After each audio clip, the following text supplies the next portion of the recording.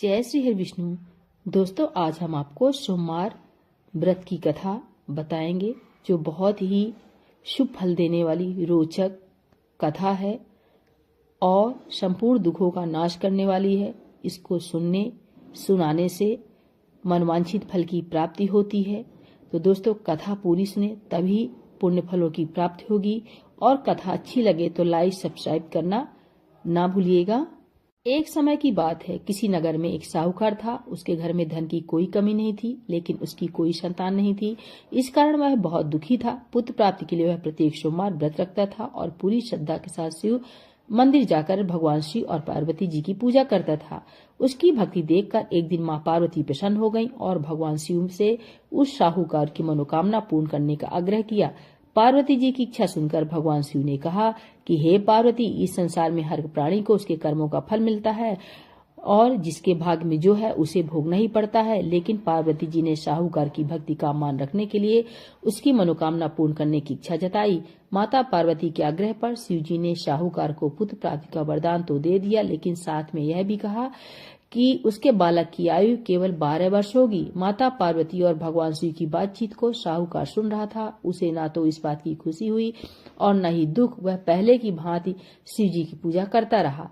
कुछ समय के बाद साहूकार के घर एक पुत्र का जन्म हुआ। जब वह बालक 11 वर्ष का हुआ तो उसे पढ़ने के लिए काशी भेज दिया गया। साहूकार ने पुत्र के मामा को बुलाकर उसे बहुत सारा धन दिया और कहा कि तुम इस बालक को काशी विद्या प्राप्ति के लिए ले जाओ और मार्ग में यज्ञ कराना। जहाँ भी यज्ञ कराओ वहाँ ब्राह्मणों को भोजन कराते और दक्षिणा देते हुए जाना। दोनों मामा भांजे इसी तरह यज्ञ करते कराते ब्राह्मणों को दान दक्षिणा देते काशी की ओर चल पड़े। रात में एक नगर पड़ा जहाँ नगर के राजा की कन्या का विवाह था, लेकिन जिस राजकुमार से इसका विवाह होने वाला था वह एक आंख से काना था। राजकुमार के पिता ने अपने पुत्र के काना होने की बात को छुपाने के लिए एक चाल सोची। साहूकार के पुत्र को देखकर उसके मन में एक विचार आया। उसने सोचा, क्यों न इस लड़के को दूल्हा बनाकर राजकुमारी से विवाह करा दूं। विवाह के बाद उसको धन देकर विदा कर दूंगा और राजकुमारी को अपने नगर ले चलूंगा। लड़के को दूल्हे के वस्त्र पहनाकर राजकुमारी से विवाह करा दिया, लेकिन साहूकार का पुत्र ईमानदार था। उसे यह बात न्याय संगत नहीं लगी।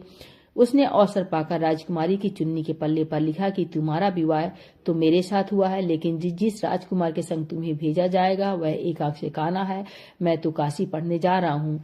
जब राजकुमारी ने चुन्नी पर लिखी बातें पढ़ी तो उसने अपने माता पिता को यह बात बताई। राजा ने अपनी पुत्री को विदा नहीं किया, जिससे बारात वापस चली गई। दूसरी ओर साहूकार का लड़का और उसका मामा काशी पहुंचे और वहां जाकर उन्होंने यज्ञ किया। जिस दिन लड़के की आयु 12 साल की हुई उस दिन यज्ञ रखा था। लड़के ने अपने मामा से कहा कि मेरी तबीयत कुछ ठीक नहीं है। मामा ने कहा कि तुम अंदर जाकर सो जाओ। शिव जी के वरदान अनुसार कुछ ही देर में उस बालक के प्राण निकल गए। मृत भांजे को देख उसके मामा ने विलाप शुरू किया। संयोग बस उसी समय शिव जी और माता पार्वती जी उधर से जा रहे थे। पार्वती ने भगवान से कहा, स्वामी, मुझे इसके रोने के स्वर सहन नहीं हो रहा है। आप इस व्यक्ति के कष्ट को अवश्य दूर करें। जब शिव जी मृत बालक के समीप गए तो वह बोले कि यह उसी साहूकार का पुत्र है जिसे मैंने 12 वर्ष की आयु का वरदान दिया। अब इसकी आयु पूरी हो चुकी है। लेकिन मात्र भाव से विभोर माता पार्वती ने कहा कि हे महादेव, आप इस बालक को आयु देने की कृपा करें, अन्यथा इसके वियोग में इसके माता पिता भी तड़प तड़प कर मर जाएंगे।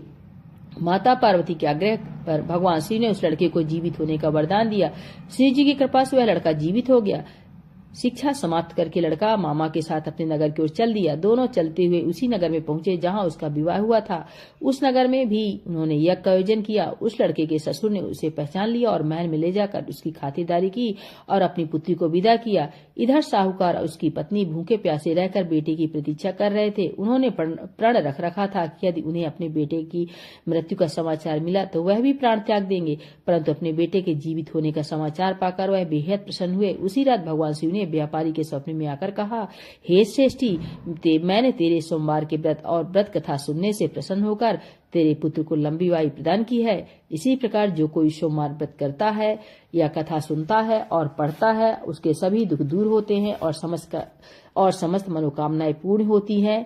तो बोलिए भोलेनाथ भगवान की जय, माता पार्वती की जय।